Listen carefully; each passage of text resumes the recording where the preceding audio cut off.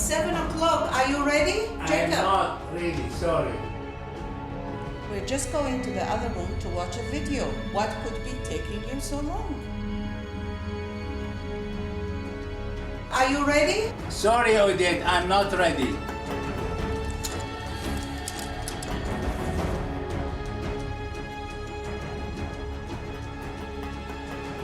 Odette, I don't know what to do. Should I tell you, honey?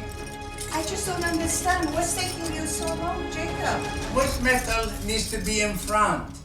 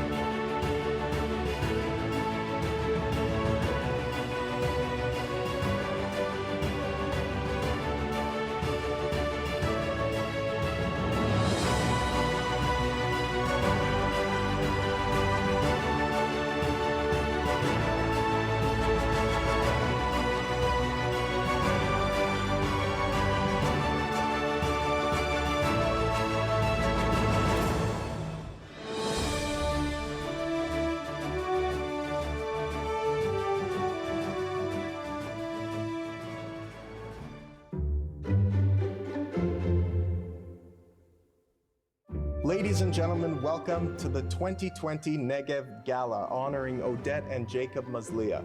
Hopefully, you're all in the comfort of your homes, warm and cozy, dressed however you like this year. Of course, I had to dress up, but that's okay. Friends, it's nice to be together at a community event. But you got to admit, it's kind of also nice that we didn't have to leave our own homes. Well, except for Ram and Elaine Romanovsky, who apparently didn't get the email that this was going to be a virtual event. Didn't you look at my emails? You just leave everything up to me.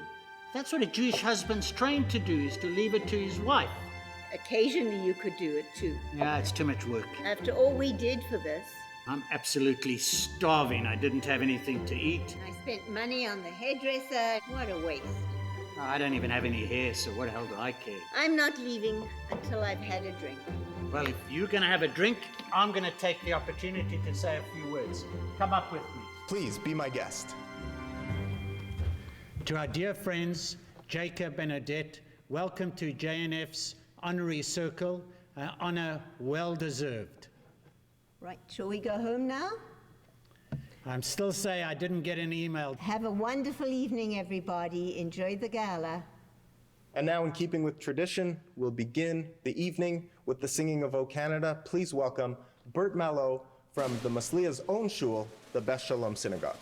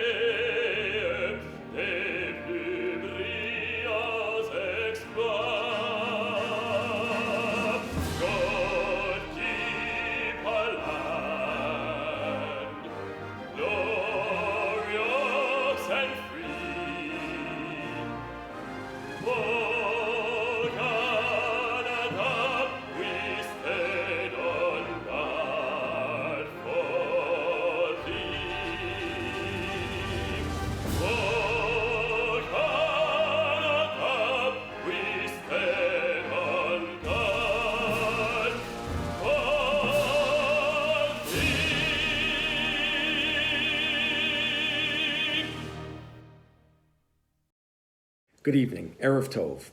I am delighted to bring greetings on behalf of JNF Canada tonight. I want to begin by thanking Jacob and Odette Mazlia for lending us your good name. We are so proud to pay tribute to you tonight. Thank you for standing by JNF, especially during these difficult times. Volunteers are the lifeblood of JNF, and I also want to recognize the Negev co-chairs, Sue and Alvin Weinstock, as well as the fundraising chairs and 2012 honorees, Ram and Elaine Romanovsky.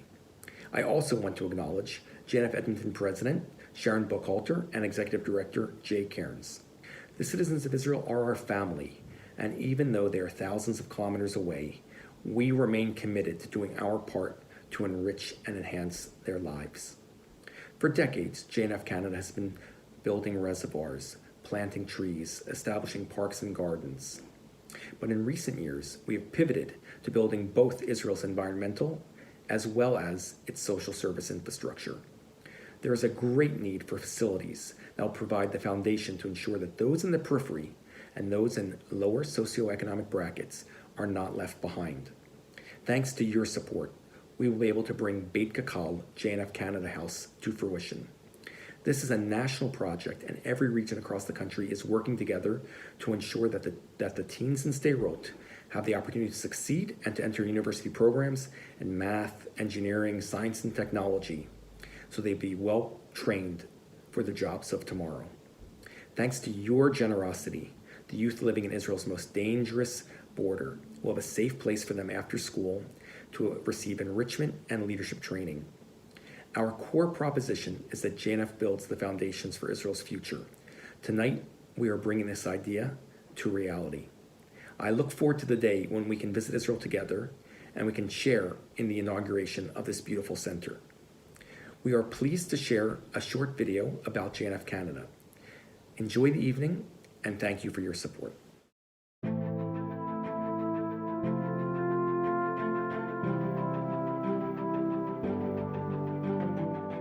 Together with JNF Canada, we're able to conserve the historical heritage of Bet Eshel. Together with JNF Canada, we build a village for autistic people to live safely and independently. Together with JNF Canada, we have created a physical activity program to help children with chronic diseases and disabilities. Together with JNF Canada, we're expanding our facilities to enhance the vital work being done here at the Jaffa Dalet After School Center. Together with JNF Canada, we are building an international pediatric cardiac center and children's hospital for children from Israel and from all around the world. Together with JNF Canada, we're going to build a new activity center that will help the needs of teens, children, and young adults of the Negev. Together with JNF Canada, we're addressing the urgent need for mental health care in our psychiatric clinic and psychotrauma center. Together with JNF Canada, we are restoring and rehabilitating Ben Shaman's Forest. Together with JNF Canada, we're enhancing the lives of the community. Together with JNF Canada, we've built a safe haven for girls with severe disabilities and complex medical conditions. Together with JNF Canada, we're building a beautiful foster home for the children in Israel. This is the place, beautiful, look.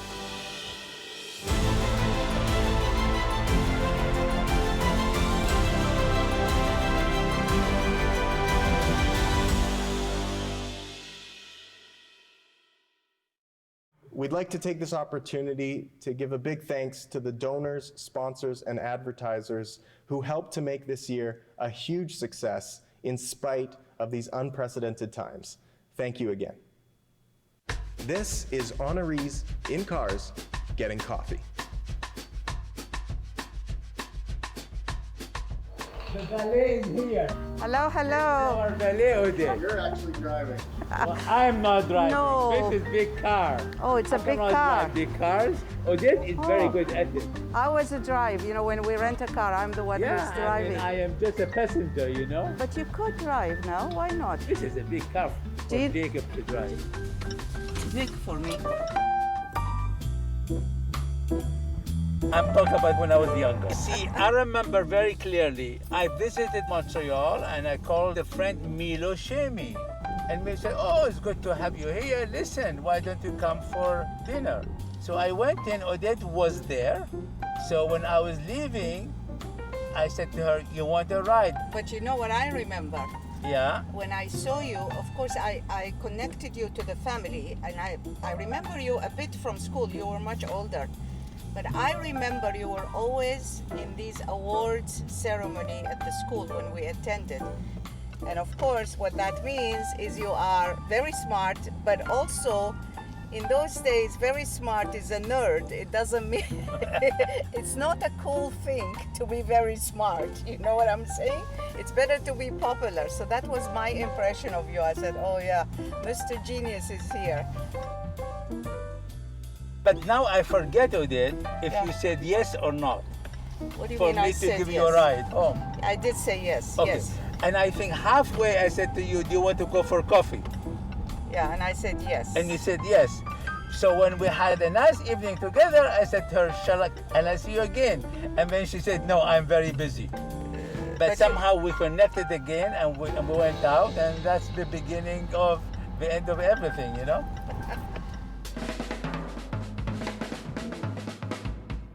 When we got married, you only talked about Doris Day. Are you serious? Yes, and you I had don't the book. remember. You had the book. Doris Day. Doris no, Day. Doris Day Yes. wasn't that beautiful. It was Brigitte Bardot. Oh, no. Does anybody remember? They used to call her BB.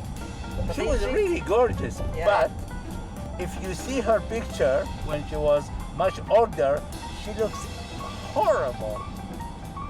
Really, really horrible. When I was young, it was Rock Hudson.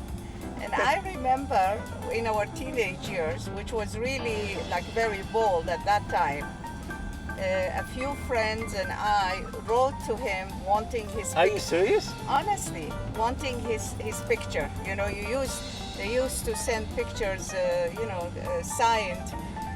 And actually he did send me a picture. And my father... He did? Yes. And that was where, from Baghdad? From Baghdad. Oh my God. It was God. mailed out. And it came. And my father opened it, and of course he had no idea. He thought I had a boyfriend, and he had a fit.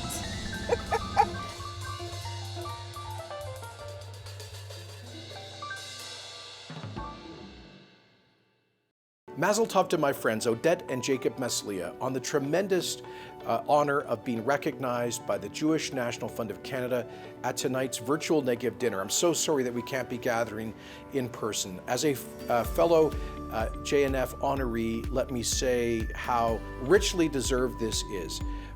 Jacob and Odette have been two of the greatest Albertans of their generation. Baghdadi Jews, refugees, who found new beginnings here in Canada and brought with them remarkable education, a passion for success, and a devotion to community.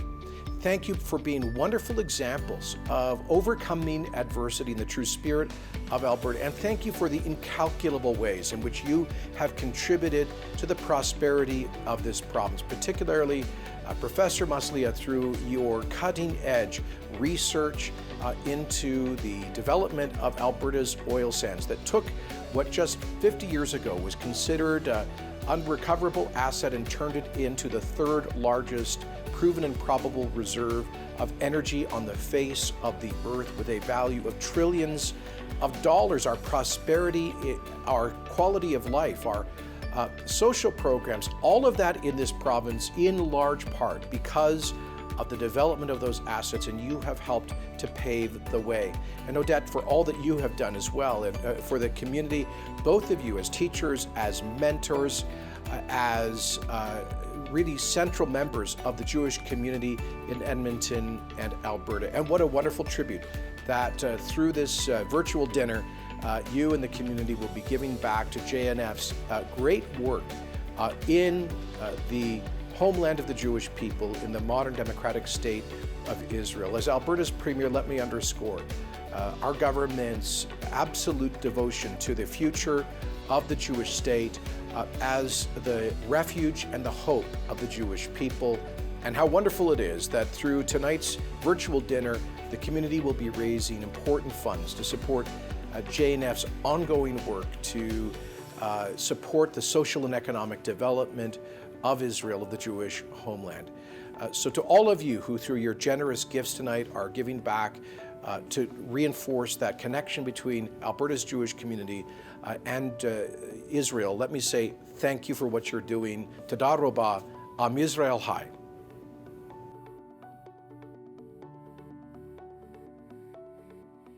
Odette and Jacob are both obviously passionate about education, so you think they'd let us get away this evening without learning a thing or two?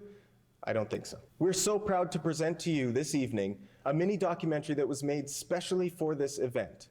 David Langer and Dr. Henry Green are the co-founders of Sephardi Voices. They produced this mini documentary to enrich our understanding of an important piece of our Jewish heritage. My name is Jacques Douet. Maria Megnaji. I was born Haim Wahnish. Cynthia. David Shalom. My name is Lina. In the years following the founding of the State of Israel, close to 1 million Jews fled their native Arab lands. They faced hostility and expulsion. Once again, Jewish people scattered to the four corners of the earth. I had a beautiful life in Libya. The year I was born was still under the rule of Turkey. I'm a Jew from Morocco.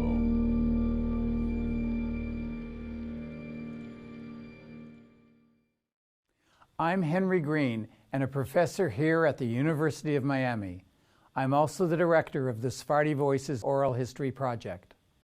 We all know about the Holocaust, but many of you might not know the story of the Sephardi Jews.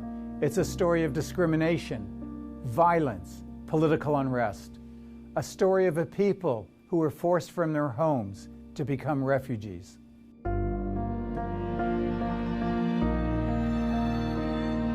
Jews lived in North Africa, the Middle East, and Iran for millennia.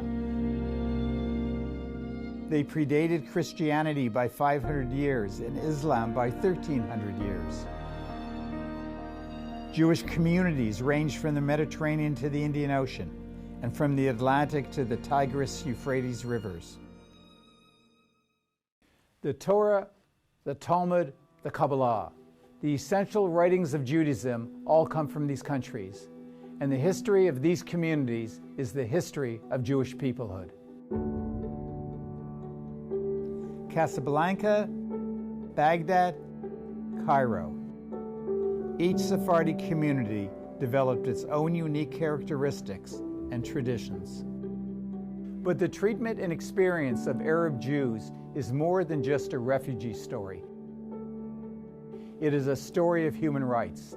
The trauma of leaving and moving to a new country had its challenges, but there was also freedom and opportunity. This is the modern story of the Sephardi. The children of Sephardi often know little about the lives of their parents and grandparents. Their traditions central to Jewish history are in danger of disappearing. We need to tell their stories. We can't lose their voices. We need to be a witness to their history. Moshe Lavi, born in Libya, escaped the Nazi occupation of North Africa during World War II. He fought in Israel's War of Independence and arrived in the United States in 1966. The Italians were pretty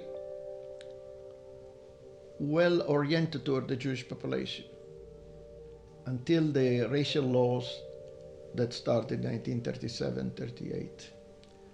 As a child, I realized for the first time that I was different than the others, and it was uncomfortable, but you perceived that something was different.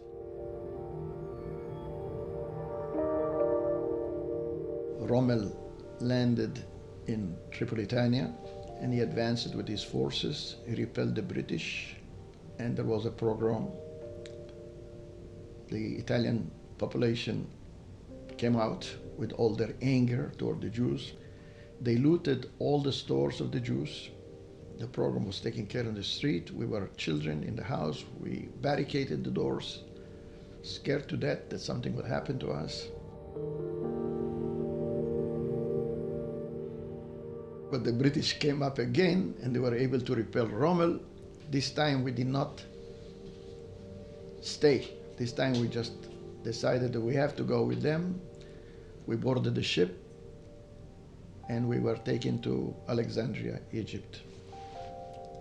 We didn't have suitcases, we didn't have anything, just we left with our clothing. One thing we had was the jewelry that my father was able to, he had a can that was for oil. And I don't know how he did it, but he put everything in. So this can was the only belonging. So here we are now in Shkunat Tikva, in a house where the toilet is outside, outdoors. Again, it's better than anything we had until then. And we go to school. There are no school buses. We cannot afford to pay the bus fare, so we walk to school. And my teacher one day asked me, "Don't you feel cold?" I was wearing only a shirt. Only then I realized that I felt cold, but we couldn't afford to have a jacket.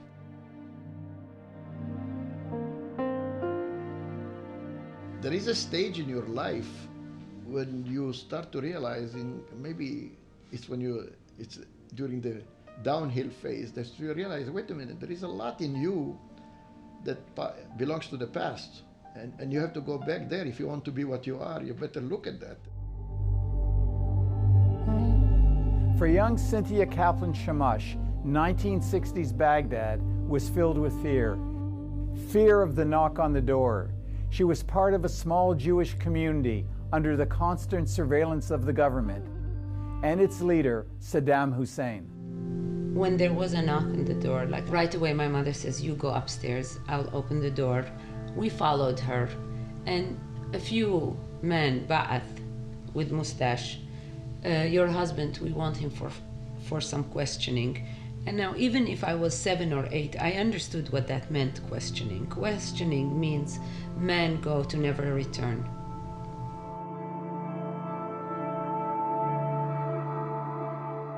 Jews were not allowed to have a phone in the house, starting 67. They were not allowed to travel outside a certain mileage. So we were very limited. Jews could not pursue academic career after 67. So they made it as such that you have no choice but to leave.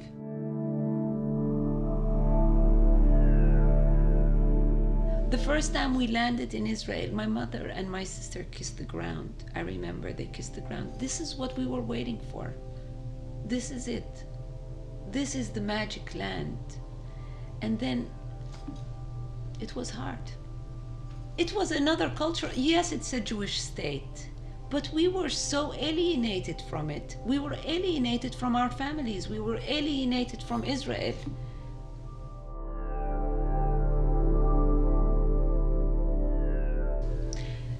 Till I had my children, and my children started to ask, "Wait, what? I don't understand, Mom. How are you Jewish from Iraq? Aren't you an Arab?" They didn't understand that they were Jews from Arab countries.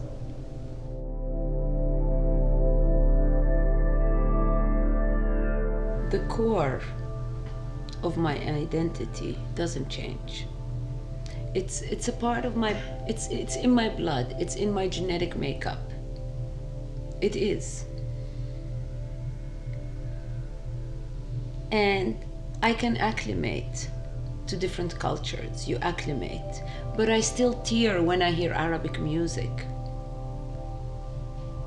And I still remember when there is Iraqi Jews get together, and I still remember that older woman sitting next to the cassette player and singing, and she's in another world, because it's her world. This was my world. It's etched in my genes. David Cohn realized early on the Jews were not quite the same as everyone else. But his Moroccan Jewish identity was strengthened when he started a new life in Montreal in 1965. We were not quite equal. We could not quite say what we believed. We could not quite be open about who we were. There was that sense of there's certain things you don't talk about too much outside. You don't talk about Jews too much on the street. You certainly don't go out in the street with a kippah or anything like this. You have to be very careful about that. There was always that second-class citizen status that we had, even though we were so integrated in every way. I was 10 and a half years old. I remember my parents really announced it to me. We're leaving. We're leaving in 10 days or so. We're going away. Where? To Canada. And we left quickly. And we closed the door, and we never looked back, and we were gone.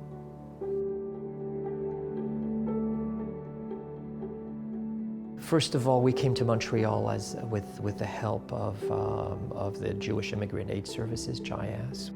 I was different. I didn't speak the language, but quickly I integrated and learned like any kid dealing with any circumstance, and I never thought, never looked back, never wondered, but realized how different this country was, how free.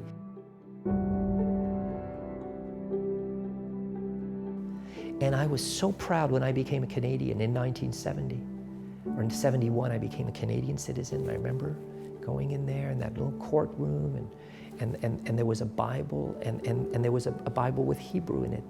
And I was feeling, what a country, that it's welcomed us. We're going to school. Okay, it's cold, but what a place, such warmth, such friendliness. People who helped us, and they're saying, you can reimburse us whenever. It was fantastic. Such, I felt best people in the world, Canadians, best people.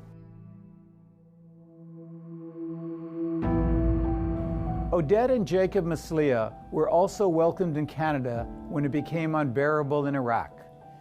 Jacob arrived in 1964 and Odette in 1973. The stories are coming now, how each person, each family or individual people made it out. And it's different, everybody has a different route, everybody paid their way in different way, because we all were in the same situation. We all had to survive and make it out safely. Odette and Jacob Maslia are survivors. They are witnesses to their history and linked to their Sephardi roots in Iraq and proudly identify as Canadians. Today, we pay homage to them.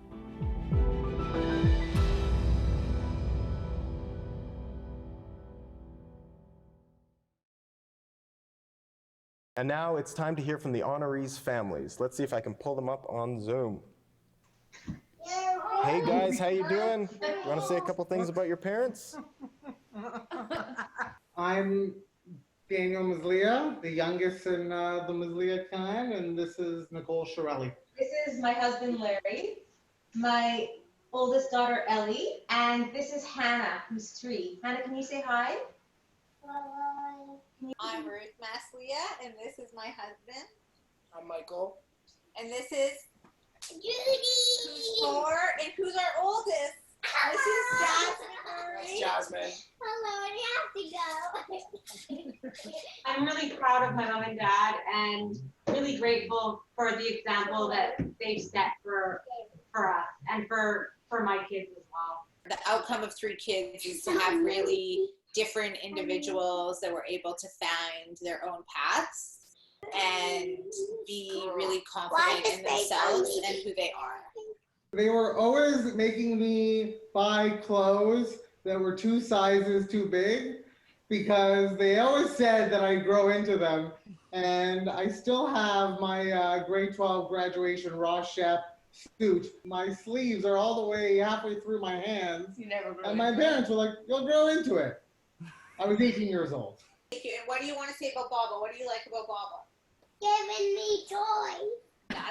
They really valued commitment, loyalty. They were very loyal people. They still are. Hard work, never giving up. I guess those were the main qualities that were emphasized when we were growing up. What's so lovely about this is that this really does serve as a time capsule, and that it's a moment in time that we really do get to capture their accomplishments, all that they've done for their children, their grandchildren, and their broader family, as well as to the Jewish community in Edmonton and the broader Edmonton community as well. You guys are all beautiful, and I love you. Love you, thank you. Love you too, Jared. Bye, Ellie. Bye, Nicole.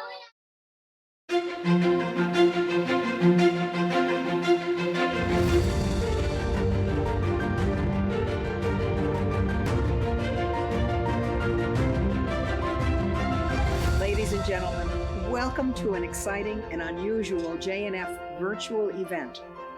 My name is Sue, and this is my husband and co-chair for this Edmonton Jewish National Fund virtual gala evening, Alvin Weinstock. Tonight, as you know, we're having an Edmonton JNF virtual gala honoring Odette and Jacob Maslia, two outstanding honorees. So here we are, the Weinstocks and the Maslias, in our backyard on a glorious Edmonton summer morning.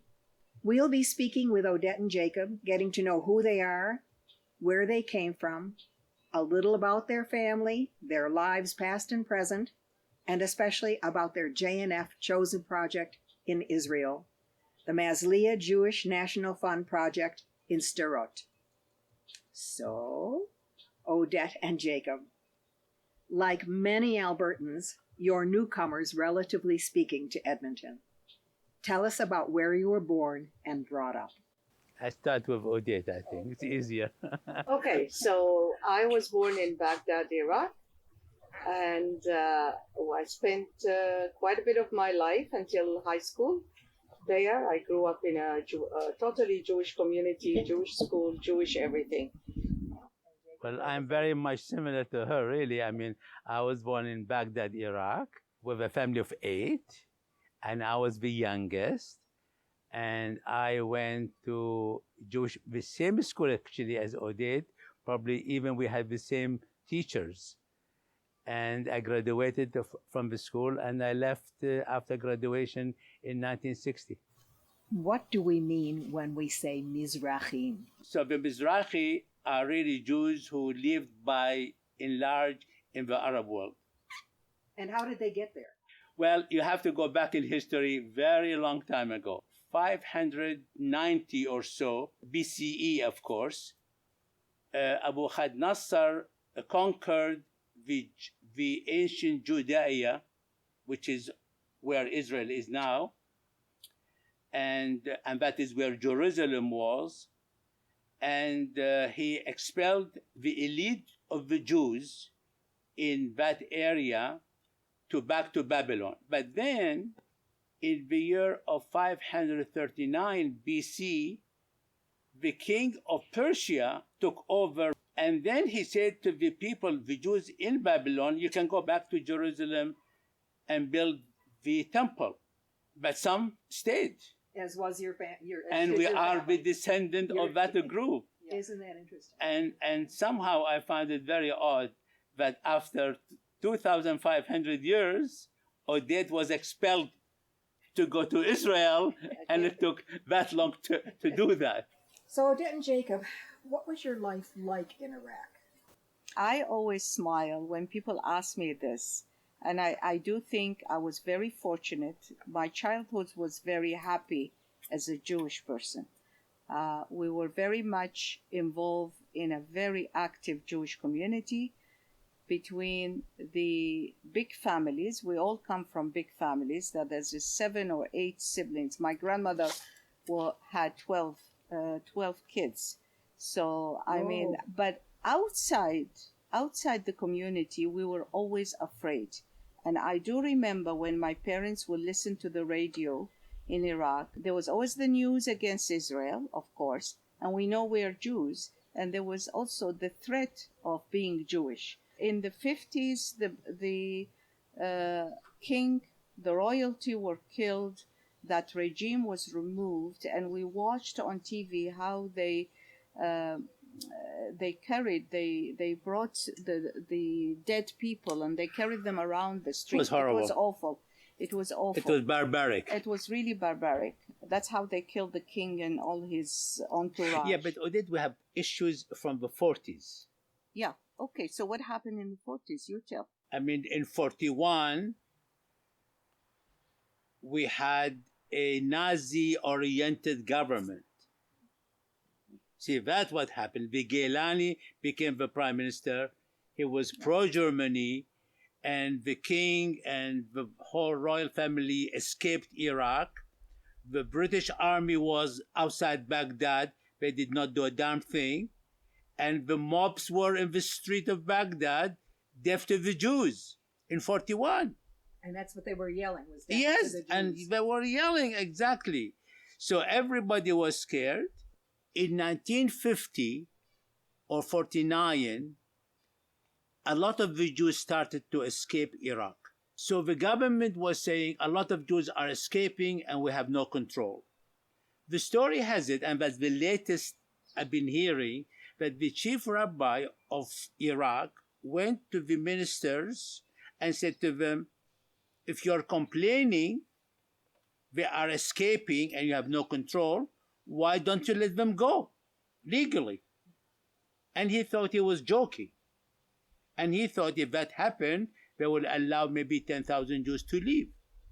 But no, the government took it very seriously, said fine. Whoever wants to leave, let them just like register, and within a few months they can leave. Legally? Legally. To Israel. Now we can get rid of them. Once you put your name in, you lose your citizenship. There's no turning back. And the Iraqi Jews said, fine, I lose my citizenship, who cares? Fine. But then, once the registration deadline came along, they said, not only you lost your citizenship, but all the thing you own in the bank, your houses, everything is frozen. Frozen meaning confiscated. Yes. That sounds very much like everything that happened to the Jews in Europe. Yeah. That's what I'm saying. In a That's smaller what I'm saying. scale. They took that route regardless, but then things became better again. But the 110,000 who left with nothing. 1950, there were 150,000 Jews in Iraq, 130,000 in Baghdad. Third of Baghdad population was Jewish, and 110,000 left for Israel in 1 year. 110,000 out of 130,000. That's right. Hard to believe. The Jews of Iraq, since the Babylonian time, 2,500 years ago, it was a sweet and sour. It was time when the government was lenient. It was very good. When Iraq was established in 1930s, the Minister of Finance was Jewish. The Chief Justice was Jewish. But then, when King Faisal was killed, things became horrible because Ghazi, his son, was a pro-Germany. And things were bad. Israel was established, things became bad for Jews. Qasem came, it was good for Jews. The Ba'ath came, it was not good for the Jews. And on and on. It is a roller coaster. Basically, it's the history of the Jews. Yeah, it's our history. We really went to cycle. So during the 70s, early 70s, that's when Oded escaped. It was a horrible time for the Jews. When you get a knock at the door at 2 o'clock in the morning, God forbid what is going on. Being kids there, I mean, I lived in fear. I think all my life I was a proud Jew, but I lived in fear constantly. When I read stories about the Holocaust, and that was a terrible, terrible time and nothing to compare with, but I feel the same pangs of trauma when a Jew is cornered and trapped only because he or she is a Jew, nothing else. The crime was being Jewish. So in 1969, they rounded about 9 Jews from Basra and from Baghdad. One of the Jews, well, we knew all of them, but one of them was our neighbor, as Jacob will tell you, and they trumped up these charges of espionage for Israel. We never even dare talk to anybody from Israel or try to talk to anybody, because we had a lot of family in Israel, but we were literally haven't seen them or heard from them for 20 years. January 1969, we wake up to the news that all these people were hanged. They were put in the main square These 18-year-old boys? Hanged, and it was a national holiday that day. We watched them on the news, on TV. People were celebrating and singing and crying, death to Israel and death to the Jews. That was 1969. We left by end of November. We were smuggled out. I don't think any Jew after that wanted to even think that he can stay. What were the circumstances surrounding your individual departures from Iraq? Luckily for us, my uncle has worked with some Kurds in the north. The Kurds were pretty friendly people to the Jews. If a Jew is caught without permission leaving Baghdad at the time, he will be imprisoned. My mother, my sister, and I wore the Arab garb, the You big dressed abaya, like Arabs? the dress like Arabs. And we were put on the train by my uncle. We closed our door, didn't look back. We left the house as is. We couldn't give anything to anybody because, again, people were watching us. And we made it to the smuggler. And then the smuggler took us more north in his Jeep at night over the Sulaimaniya border. And we had to walk part of the way to the borders. It was end of November, and I do remember there was a lot of rain, so we had to walk, and then my sister and I lost our shoes, so we say we walked shoeless. That was the highlight. You were really barefoot? We were really barefoot. Oh my goodness. Yeah, we were really barefoot. But that was the least of the damage, and that's how, in a nutshell, that's how we made it. Yeah. And Jacob? Well, I had it much easier. Because what happened was in 1958, there was a revolution and the palace was destroyed and a republic was announced in 58. And then when I graduated was 1960. So the government at that time was very much easy on the Jews in Iraq. They allowed us to apply for a passport. They allowed us to have an exit visa. And once I got admission to go to England, to university, I was able to leave very securely. So it was much easier for me. I left like a human being. We are very lucky. We both, Jacob and I, and I all mean, our families, we're No, very no, lucky. this is we right. made it out alive. We made it out alive. But you see, we're not bitter. Because we're having a conversation, we are talking. We never talk about it. Yeah. We feel we are very fortunate. We made our home here. Yeah. What else do you want? Israel is our home, where no other homes want us. We in Edmonton, Alberta, Canada, are extremely fortunate that you settled here. Your presence here has benefited both the Jewish and the general communities. Jacob, let's talk a little bit about your career. The technical advances that you have originated in the oil sands industry have earned you many deserved honors. These include, but are not limited to, the Alberta Order of Excellence, your award of Officer of the Order of Canada, and perhaps most notably, from a purely professional perspective, your election to the US-based National Academy of Engineering, a privilege granted to very few American engineers, and even fewer who are not American.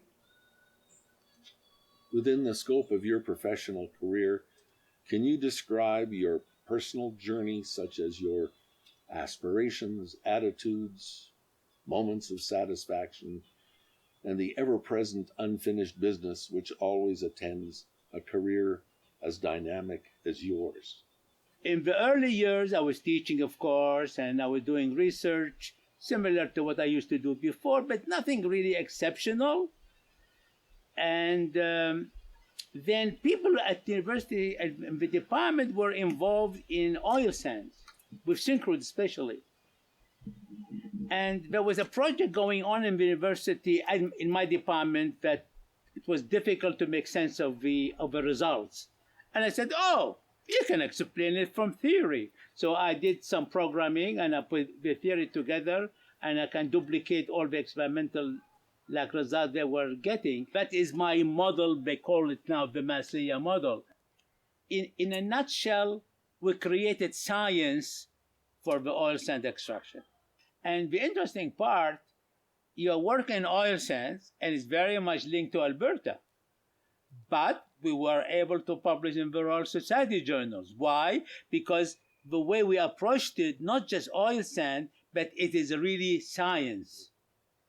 So that made the difference. And we built up probably the best labs in North America in the area of interfacial phenomena applied to oil sand or applied to pharmaceutical, applied to cosmetic, to food. It could be applied anywhere. And lately, we wrote 2 handbooks on oil sands. And that became the Bible, in essence, about processing oil sand. And we had 1,000 copies all gone. Now we just put it into an ebook. Very succinct answer to a very complex question. What is it about the JNF project in Sderot, Israel, that attracted you? We were stateless after we left Iraq, of course. No, it's where always a Jew, no matter where he or she lives, that they feel that Israel is a home for them. And we have gone back and forth many times because Jacob's family also lived there. We took the kids there. But precisely for Sderot, it was a settlement that was developed in 1951. The crucial part about Sderot is it's a mile away from Gaza. It has become a very high sensitive place where lots of rockets have fallen on Sderot.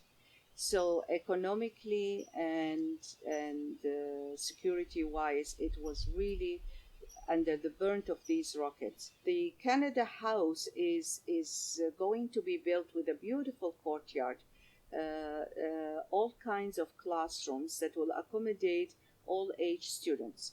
They will accommodate them during the day, they will accommodate them after school with activities and enrichment. I mean, the idea is to have an educational center.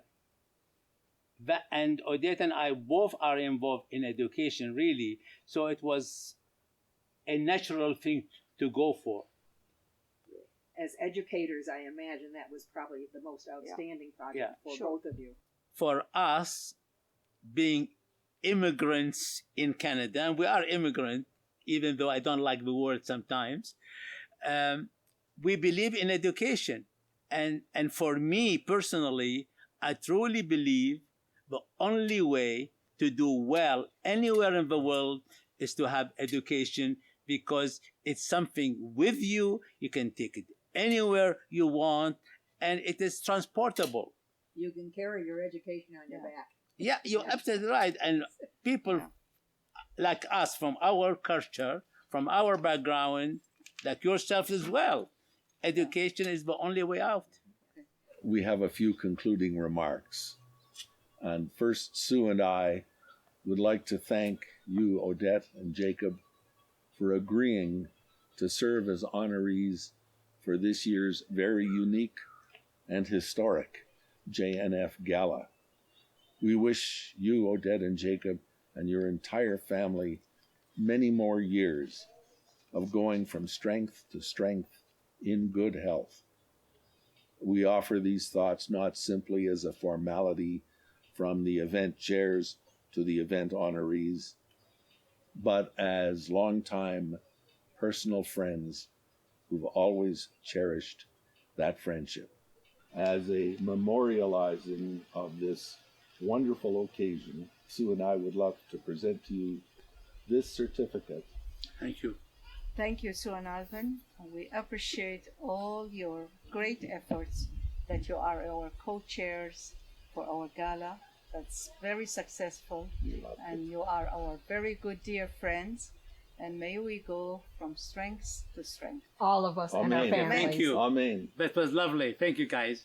Thank you. This is Honorees in Cars Getting Coffee. My first class was grade 2, and they were phenomenal kids. Of course, I still remember them. Most of them are parents now and beautiful kids and beautiful careers. When I talk about the kids I taught or the families from Talmud Torah, it's just like family to me. In Judaism, we always say you build a good community on good education, and it's a small village. We're together in a small village. The village take care of its people. You see, the trouble is you're Jewish and the guys next door or the door after will try to catch you alone and beat you up. That I got taken care of, and it was very easily done. I used to help the older brothers of these kids in math, and because I did that, the younger kids my age would never dare touch me. But Jacob should tell you, he would get a fresh warm lunch every day from his mom, especially delivered to the school. We all had our sandwiches. We take our sandwiches with us and we eat lunch. How can Jacob eat a cold lunch? You know, Jacob? Yes. You suggested We that can go to Earl's. Because of the COVID, we haven't really been out, not even to friends' places. I can make you some good cappuccino.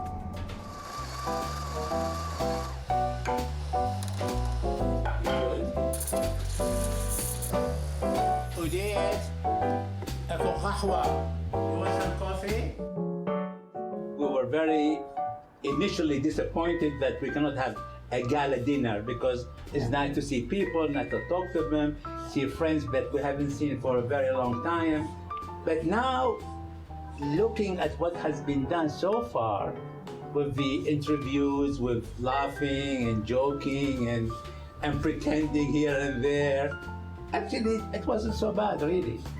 Not only we are celebrities, but we become a professional talk show. It's a win-win situation. Yeah, absolutely. You know, as people said, if you have a lemon, you make a lemon juice, right? You got it. You don't stop. Oh, I've never heard this from you before. That was a good one.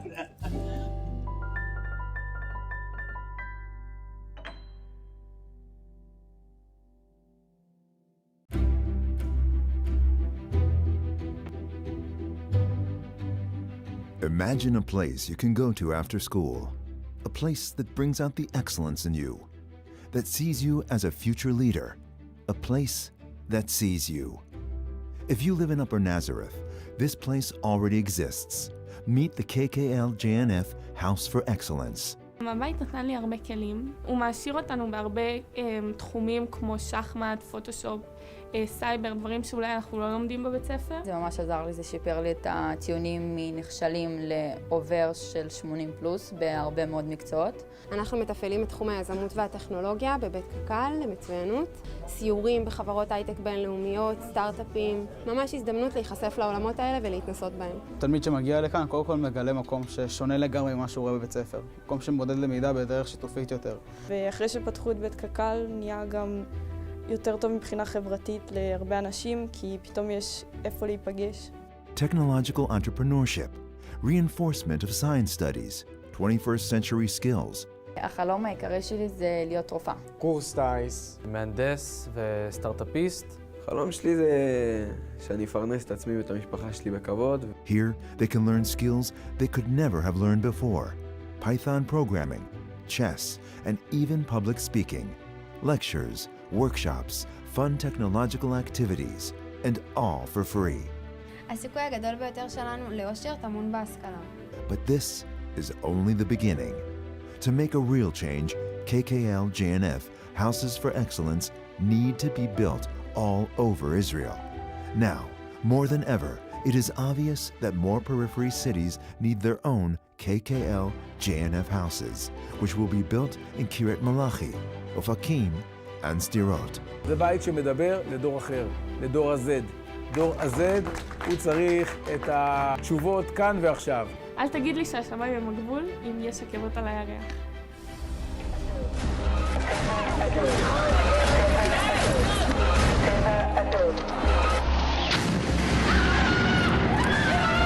For the last several years, the people of Sderot have been under the constant danger of missile attacks. הפחד מלמות, הפחד מזה שיפגע אולי דווקא בבית שלך, אולי דווקא בחברים שלך. יש לי שני אחים שמטופלים בחוסן. אחת הורידו לה פרופיל בגלל חרדות, אחד מקבל תרופות ואחוזי נכות. אתה בידיעה שכל רגע יכול ליפול במרחב שאתה נמצא בו קסאם. The house will be a safe haven, protecting the teenagers of the city, making them feel that they are able to achieve their dreams. החלום שלי זה להיות קצין בצבא או רופא. אני רוצה להיות אדריכלית. החלום שלי זה להיות טייס. Imagine hundreds of high schoolers finally getting the chance they deserve for a better life. אני חושב שזה מצוין שיבואו למרכז הזה ויתרגמו, וגם אני אבוא לשם, גם אני לא תלמיד מצטיין. קודם כל המטרה של בית קק"ל היא לקחת כל נער ונערה ולהוציא ממנו את הפוטנציאל למקסימום האפשרי. זה שאין לנו בית קק"ל למצוינות ויהיה בחינם, אז זה בעצם משווה בין ילדים שיש להם יותר וכאלה שיש להם פחות.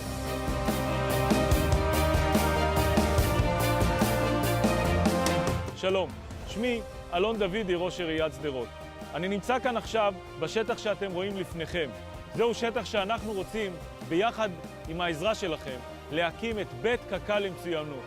יחד איתכם נוכל להקים פה בית שיעניק כישורים לנוער שלנו, כישורים השייכים למאה ה-21. You can make it happen.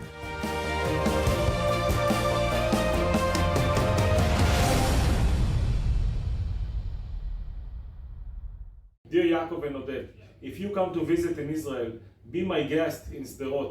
I want you to meet our student and inspire them. Friends, as the gala comes to a close, we'd like to thank you for spending your evening with us tonight and honoring two great people, Odette and Jacob Mazlia. And I'd like to take this opportunity on behalf of my family to wish a sincere mazel tov to the Mazlias, who have been a big part of my life since before I can remember. A huge thanks goes out to the JNF board, Jay Cairns, and the campaign team who had the chutzpah to try something a little different this year, and hopefully we brought the community closer, had a little fun, and did something great for the state of Israel. We're going to end this year the way we do every year with the singing of our other national anthem, Hatikva. Bert, take it away.